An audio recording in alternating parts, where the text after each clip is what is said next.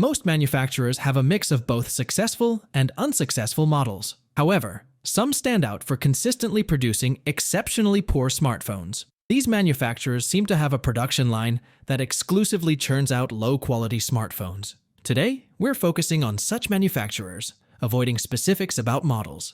I advise against purchasing from these brands. Presenting the top 6 worst electronics manufacturers. Number 6. Erone. Erone's smartphone designs lack originality. Their engineering team consistently produces subpar products. Occasionally, they create devices that are visually appealing in photographs and real life. This is perhaps the only commendable aspect of Erone. However, within just 6 months, their devices often begin to malfunction. Batteries swell and degrade. Firmware issues go unresolved as updates are neglected post-launch. Purchasing from Erone typically leads to regret and dissatisfaction. They've never produced a quality smartphone, but their occasional aesthetically pleasing designs earn them a 6th place. Number 5. Cubo. Cubo packages their smartphones with paper bags, humorously implied for managing the user's disappointment upon first use.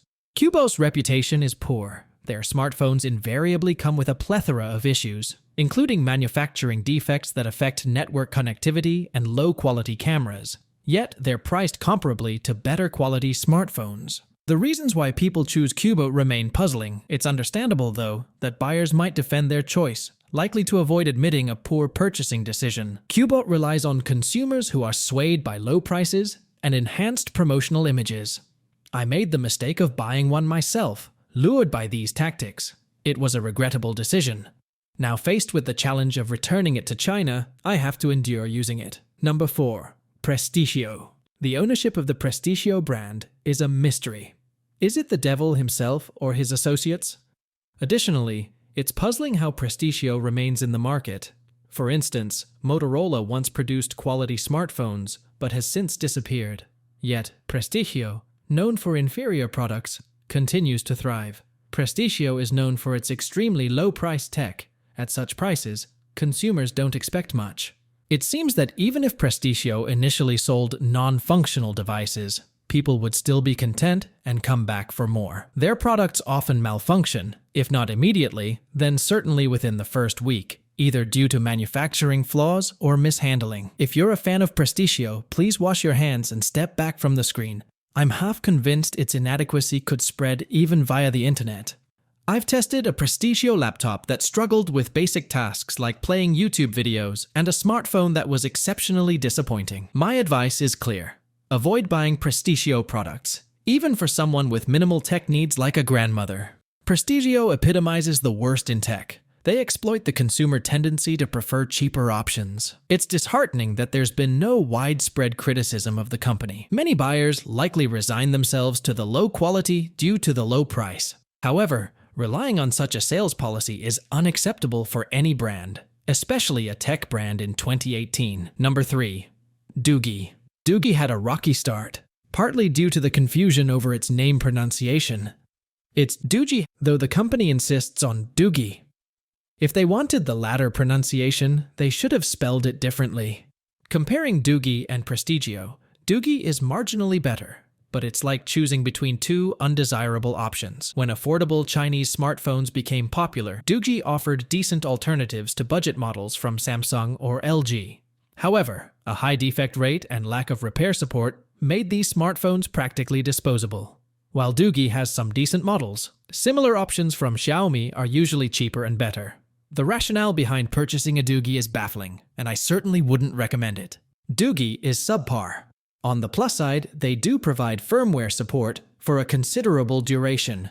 Doogie smartphones are overpriced, unimpressive in tech, and aesthetically unappealing.